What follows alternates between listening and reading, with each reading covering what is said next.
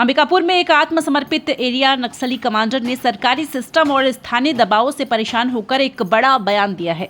Commander का कहना है कि प्रधानमंत्री आवास योजना के तहत कर्ज लेकर बनाया मकान अब निर्माण सामग्री देने वाले और स्थानीय व्यापारियों के दबाव से वह इतना परेशान है कि उन्हें घर छोड़ने या परिवार के साथ मिलकर आत्महत्या तक का विकल्प सोचने को मजबूर होना पड़ रहा है।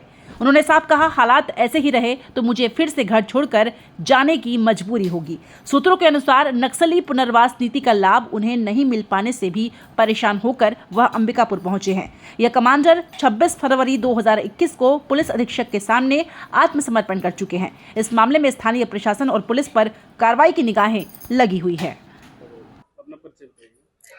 मेरा सीताराम सरवानी, थाना चलगली, ग्राम गम्हरिया में घर है। क्या थे आप, अब क्या बन गए और कैसे बने? सर मैं नक्सली में था और नक्सली बनने के बाद आत्मसमर्पण किया 2021 में। और 2021 में आत्मसमर्पण करने के बाद जो पुनर्वास नीति के तहत जो सरकार के जो बेनिफिट है वो मेरे को मिलना चाहिए। रोजगार, ज़मीन, मकान। तो ज़मीन नहीं मिला है, मकान मिला है, उसमें आधा पैसा चढ़ा है, एक किस्त मात्र 40,000। अब बाद बाकी पैसा नहीं चढ़ा है। तो मैं सरकार से निवेदन कर रहा हूँ कि जो पैसा नहीं चढ़ा है, मैं कर्ज में सब सामान गिरवाया हूँ।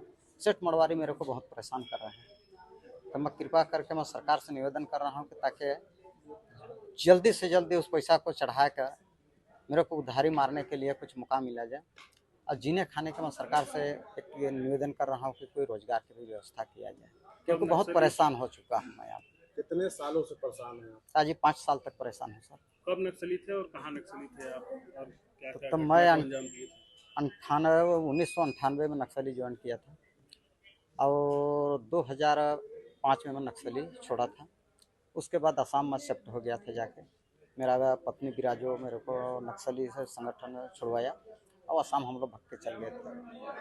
और कुछ दिन के बाद जबकि माहौल के देखते हुए मैं सोचा कि नहीं, अब आत्मसमर्पण कर दे रहे हैं, क्योंकि सरकार अंधविश्वास हो रहा है कि भाई एक नक्सली ये कहीं पर भाग के छुप के है, चाहे जैसे भी है। सरकार तो नहीं जान रहा था कि वहाँ पे है, किंतु शक तो बन रहा था कि इलाका में घूम रहा होगा, किसी वारदात को दे रहा होगा अंजाम।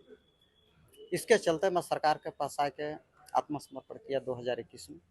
उस समय रामकृष्ण साहू एसपी थे, उन्हीं के समक्ष में। कौन से संगठन में थे, कौन से पद पर थे आप? तो आगे मैं MCCI था, उसके बाद भारत के भाकपा माओवादी हुआ संगठन। तो मैं उस समय मैं एरिया कमांडर के पद में था, उत्तर सरगुजा में उस समय था।